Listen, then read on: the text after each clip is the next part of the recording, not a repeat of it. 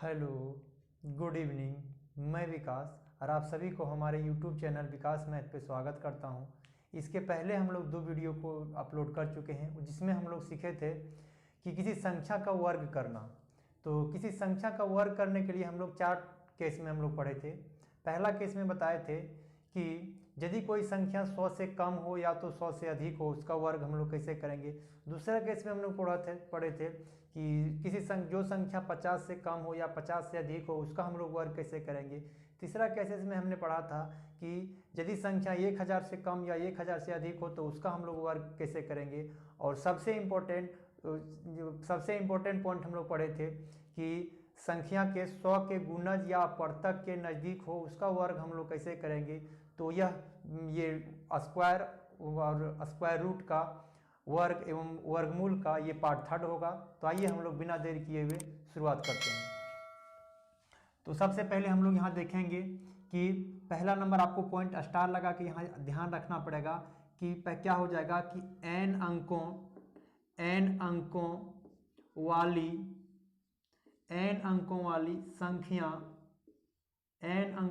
संख्या के वर्ग में अंकों की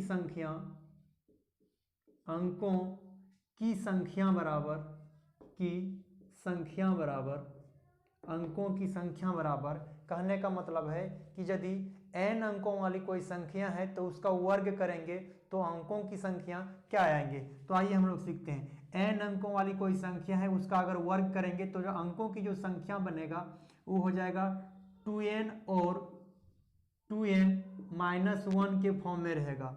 n अंकों वाली संख्या के वर्ग में जो अंकों की संख्या होगा वो या तो 2n होंगे या तो 2n-1 होंगे, या तो 2n होंगे या तो 2n- क्या हो जाएंगे 1। कहने का मतलब है n अंकों वाली संख्या के अगर किसी को आप वर्ग कीजिएगा, n अंकों वाली संख्या को अगर आप वर्ग करते हैं तो अंकों की जो संख्या बनेगा या तो 2n हो जाएंगे या तो 2n-1 होंगे। जैसे में आप देखते हैं हमने स्क्वायर किया 2 का, तो 2 का वर्ग क्या हो जाएगा 4। तो यहाँ n यहाँ कितना था बताइए 1। n के स्थान पर कितना अंक लिए थे हम लोग 2 कितना डिजिट का है 1, तो n बराबर लिखे थे 1 और उसके वर्ग किए तो बताइए कितना अंक आया 1 अंक आ गए, 1 अंक आ गए। तो कौन सा फॉर्मूला लग रहे हैं, तो डबल तो नहीं हुए, तो डबल से 1 कम हो गए, डबल से 1 कम हो गया मतलब ई फॉर्मूला लग रहा है 2n-1। जैसे n का वैल्यू दिया हुआ है 1, यहाँ क्योंकि हमने वर्ग कर रहे हैं 2 का, तो 2 एक ही अंक है, तो 2 का वर्ग किया n बराबर 1। यहाँ ई फॉर्मूला लग रहा है, कौन फॉर्मूला 2n और -1। यहाँ आप लगाइए 2 का 2, n का वैल्यू कितना लीजिएगा 1 और -1, तो 2 में से 1 चल जाएगा, क्या आ जाएंगे 1, तो वही 1 अंक का बना हुआ है। तो कभी भी आप किसी नंबर्स का वर्ग करते हैं तो अंकों की जो संख्या आएगा वो या तो डबल हो जाएंगे या तो डबल से 1 कम होंगे। जैसे मैं कुछ और एग्जांपल के थ्रू आपको समझाते हैं कि देखिए यहाँ पर हमने n बराबर लिया 2, यहाँ पर हमने n बराबर n के स्थान पर 2 लिया, 2 का वर्ग किया, क्या आ गया 4। यहाँ भी 1 डिजिट और यहाँ भी 1 डिजिट, इसका मतलब है कौन सा फॉर्मूला लग रहा है 2n-1 का फॉर्मूला लग रहा है। और वहाँ पर अगर यदि देखा जाएगा हमने 4 का वर्ग किया, 4 का अगर हम वर्ग करते हैं तो बताइए 4 का वर्ग करने के बाद क्या आ जाएगा 16 आ जाएगा, 16 आ जाएगा। तो यहाँ n का वैल्यू क्या था, n का वैल्यू इसमें क्या दिया है, n बराबर यहाँ आया हुआ 1, n 4 एक ही डिजिट का है तो n का वैल्यू क्या आ गया 1। अगर आप उसका वर्ग करते हैं तो बताइए यहाँ 1 अंकों का था और यहाँ कितना अंकों का बन गया 2 अंकों की बनने का मतलब है कि ये फॉर्मूला लग रहा है। तो 2 का 2 और n के स्थान पर 1 बराबर कितना आ जाएगा 2, तो ये 2 डिजिट का बना हुआ। तो किसी भी नंबर्स का अगर आप वर्ग करते हैं तो या तो संख्याएं डबल हो जाएंगे या तो डबल से 1 कम रहेंगे। जैसे हमने 24 का वर्ग किया, तो 24 का अगर वर्ग करते हैं तो कितना आ जाएगा 576 आ जाएंगे। तो बताइए यहाँ कितना डिजिट था, n बराबर यहाँ कितना था 2, n बराबर हमने लिया 2 और अगर इसको वर्ग किए हैं तो कितना अंकों में बना हुआ है 3, मतलब कौन सा फॉर्मूला लग रहा है, ये वाला लग रहा है। दुगुना से 1 कम हुआ है, मतलब 2 डिजिट n बराबर 2 था तो 4 होना चाहिए, ऊपर से 1 कम लग रहा है, ये वाला लगेगा। जैसे में यहाँ लिख देते हैं 2n-1, तो 2 का 2 रह जाएगा, n का वैल्यू क्या रखिएगा 2 और हम ये घटा दीजिए, तो 2 दूना 4 में ये घटा दीजिए, क्या इतना है 3 डिजिट, तो 3 डिजिट का ये बना हुआ है।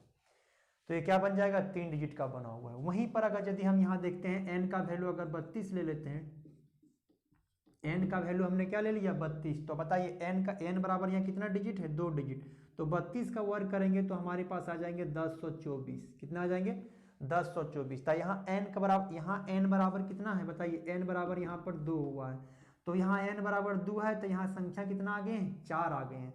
4 आने का मतलब है कि संख्या डबल हो गया है, तो ये वाला फॉर्मूला लगेगा। तो कौन सा फॉर्मूला लग जाएगा, तो 2n लग जाएंगे।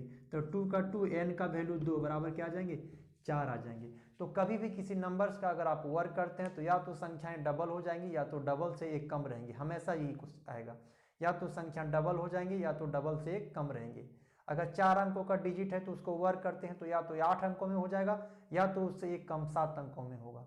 यदि 5 अंकों का कोई संख्या है और उसका आप वर्क करते हैं या तो डबल 10 हो जाएगा या तो उससे कम 9 होगा।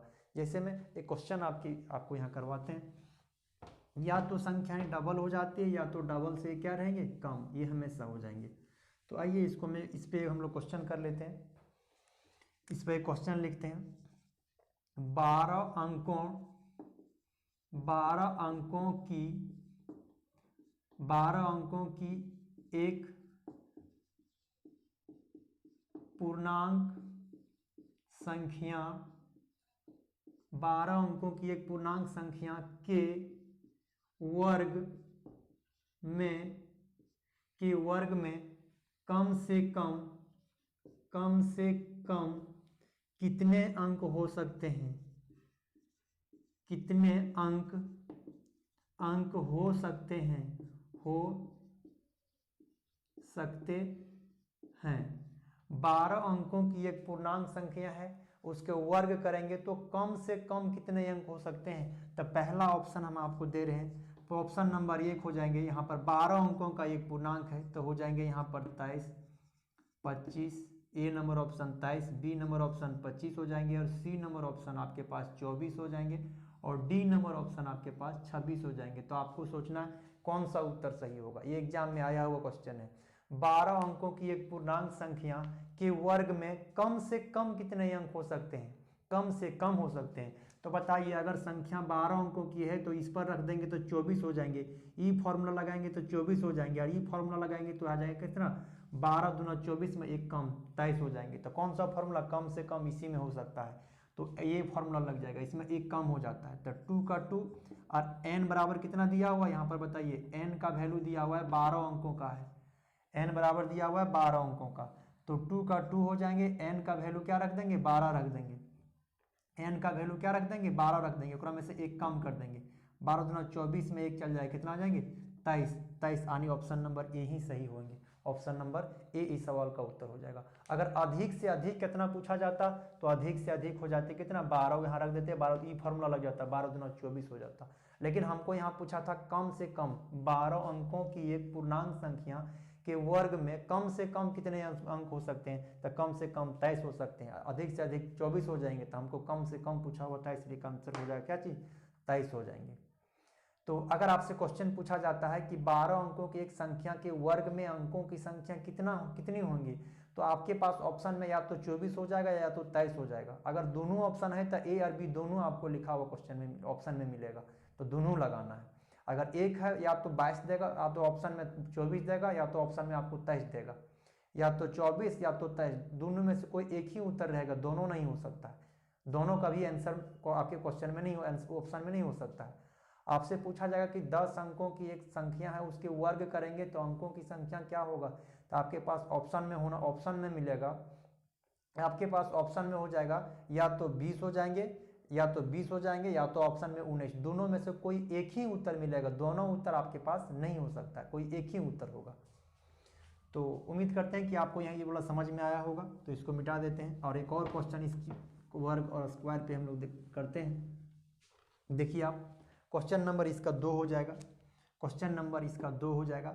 हमारे पास अगर यदि यहाँ लिखा हुआ हो, आप ध्यान से देखिएगा, यहाँ लिखा हो ए बी, यहाँ सी, यहाँ डी डी, और यहाँ लिख दिया हो 6 लिख दिया हो, का वर्ग होगा, का वर्ग होगा, का वर्ग होगा।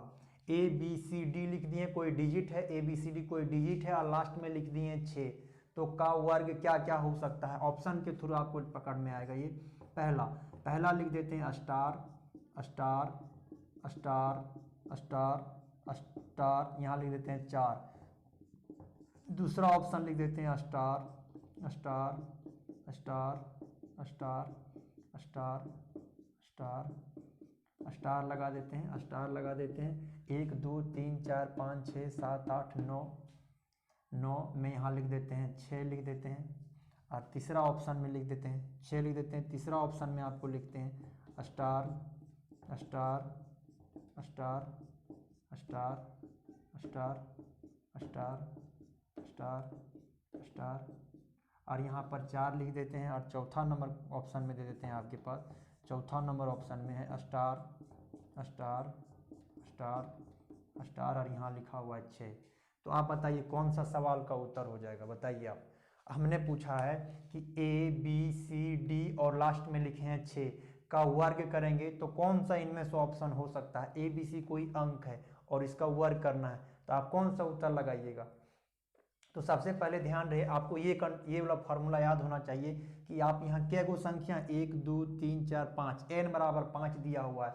अगर n का वैल्यू 5 है तो या तो 10 हो जाना चाहिए या तो 10 से एक कम हो जाना चाहिए 9। तो 10 या 10 से कम 9, तो 1 2 3 4 5 6 ये हट जाएगा, ये उत्तर नहीं होगा। 1 2 3 4 5 6 7 8 9 ये उत्तर हो सकता है। 1 2 3 4 5 6 7 8 9 10 ये भी उत्तर हो सकता है, और 1 2 3 4 5 ये उत्तर नहीं हो सकता है। तो अब इनमें से दोनों में से आपको छांटना है कि इसका आंसर कौन सा होगा। दोनों तो नहीं हो सकता है, कोई एक ही उत्तर होगा। तो आपको लास्ट का डिजिट देखना पड़ेगा। लास्ट का डिजिट हमने लिख दिया है, क्या चीज़ 6। अगर आप 6 का वर्ग करते हैं तो लास्ट में 6 ही आना चाहिए, इसलिए इसका उत्तर ये हो जाएगा, 4 नहीं आ सकता, इसलिए तीसरा ऑप्शन छट गया। तो ऑप्शन नंबर कौन सही होगा, 2, और यही आपके सवाल का उत्तर होगा। ये एसएससी एग्जाम में पूछा हुआ क्वेश्चन है। A B C D E और लास्ट में 6 लिखा हुआ है, और आपसे ये पूछ दिया कि इनमें से कौन सा ऑप्शन सही होगा।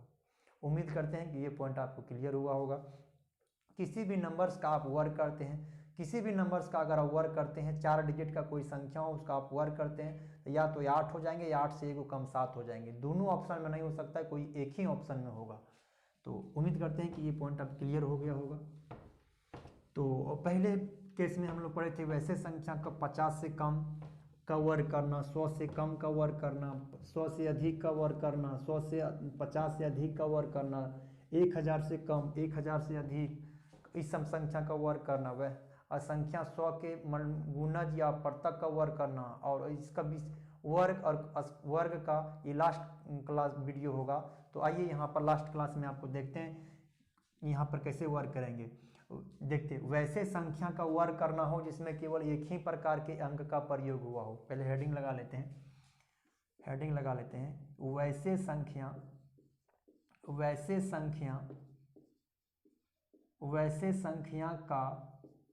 वर्ग करना हो, वैसे संख्या का वर्ग करना हो जिसमें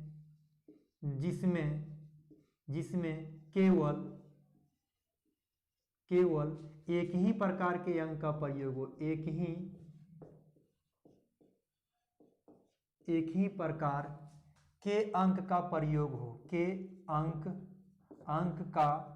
का प्रयोग हो। वैसे संख्या का वर्ग करना हम लोग सीखेंगे इसमें केवल एक ही प्रकार का अंक हो, जैसे में 2 2 2 हो, 4 4 4 हो, 6 6 6 हो, 7 7 7 हो। तो वैसे संख्या का हम लोग वर्ग कैसे करेंगे, आइए हम लोग सीखते हैं। वैसे संख्या का वर्ग करना हो तो सबसे पहले आप लोग यहाँ क्या करेंगे, यदि 1 का रिपीटेशन हो, यहाँ पर आपको लिख देते हैं स्टेप 1 में, स्टेप में जब एक का रिपीटेशन हो, जब 1 का रिपीटेशन हो तो जितना बार 1 का प्रयोग होगा, जितना बार 1 का प्रयोग होगा, 1 से लेकर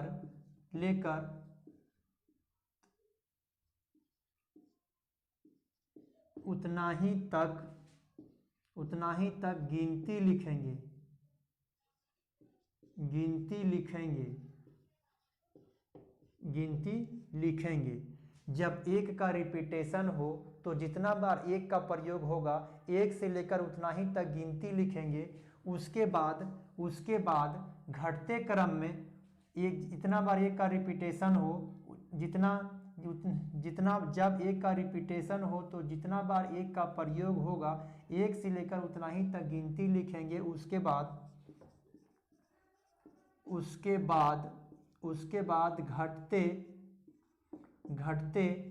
क्रम में उसके